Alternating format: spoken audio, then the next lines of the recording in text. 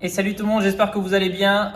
Juste voilà, je vous balance juste une petite vidéo, c'était juste pour tester le micro-cravate et j'en ai profité pour vous mettre la séance de ce matin. Donc en plus à la salle, donc avec la musique à fond et du coup je vois que le micro-cravate a vraiment bien filtré le fond extérieur et pris le son de ma voix et vraiment la musique était à fond et on n'entend pas beaucoup la musique et plus ma voix. Donc ça me fait une voix vraiment pas aussi fidèle qu'avec le micro par exemple de l'iPhone quand il n'y a pas de musique. Mais dans un milieu comme ça, voilà, vraiment très très sonore, c'est vraiment très sympa. Enfin bref, je vous laisse avec ça, c'est une vidéo qui a pas trop de sens, c'était juste pour tester le micro-cravate, vous avez ma séance ischio, et puis voilà, c'est tout, voilà, si ça vous a plu, un petit like, si ça vous fait plaisir. Et puis voilà, on se retrouve très vite dans une nouvelle vidéo, là je vais filmer une nouvelle salle, donc je vous balance ça aussi sur YouTube dans la semaine. Allez, à plus tard, bonne journée à tous. Bon allez, premier exercice de cette séance et premier test aussi du micro-cravate. Donc on va voir ce que ça donne de toute façon, c'est juste pour tester. Donc là, c'est ischio mollet. Aujourd'hui, les machines à ischio sont prises, donc du coup, j'attaque par les mollets. Et aujourd'hui, c'est mollet en série longue. Donc sur la hammer ici, plié en deux, penché vers l'avant. Comme le mollet chameau, c'est les meilleures positions pour travailler les mollets.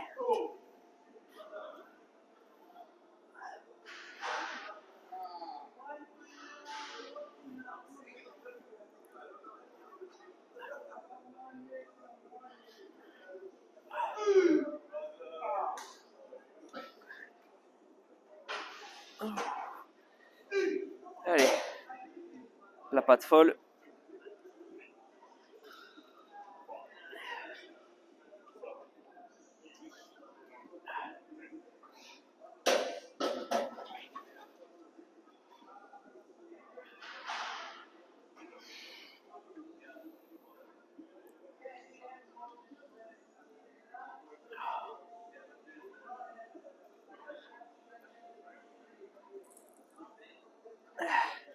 Beaucoup moins de reps. Avec la gauche. Ouh. Donc ça en premier exercice. Mollet assis, toujours hammer qui est juste à côté. Après on va passer sur les adducteurs flex parce qu'il n'y a personne dessus. Puis après on attaquera les ischios. Allez, deuxième exercice. Mollet assis. Donc les mollets sont composés de plusieurs muscles. Hein. Ça, je vous laisserai aller regarder un petit peu. Soit les livres ou les sites d'anatomie, soit les bouquins de Gundil et de Lavier. Et donc vous travaillez une partie des mollets quand vous êtes mollet assis, donc jambes pliées, et une autre partie des mollets quand vous êtes jambes tendues. Donc même si c'est pas la partie visible quand on est assis, c'est important de la faire.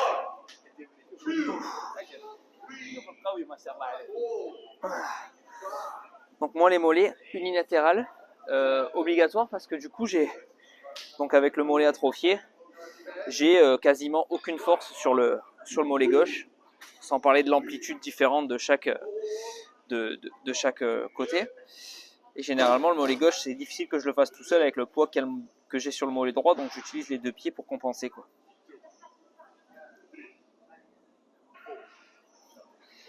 C'est un peu la merde.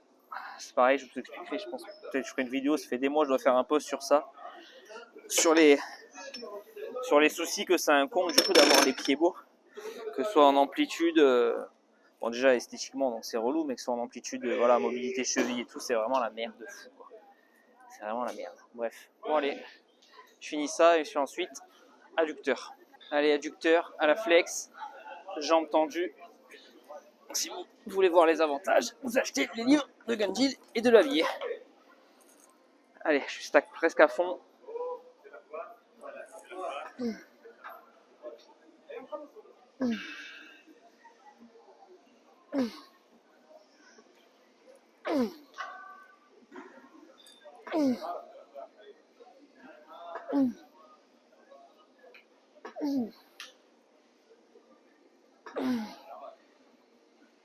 Allez, on passe aux ischios purs et durs.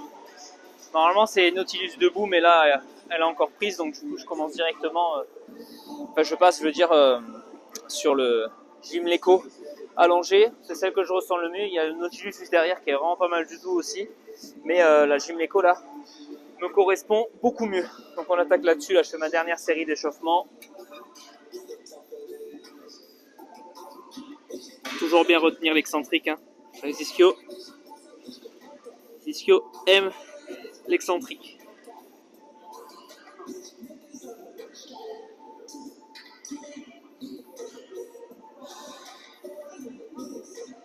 Allez. Voilà, dernière série d'échauffement entre guillemets. Et ensuite on passe aux choses sérieuses. Allez, on passe sur les curls debout, qui devait être mon premier exercice normalement.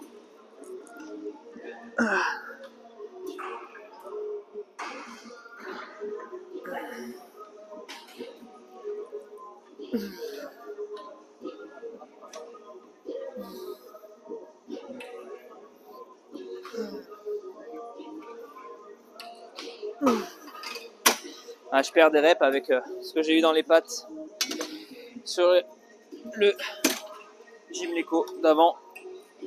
Je perds des reps comparé à la semaine dernière.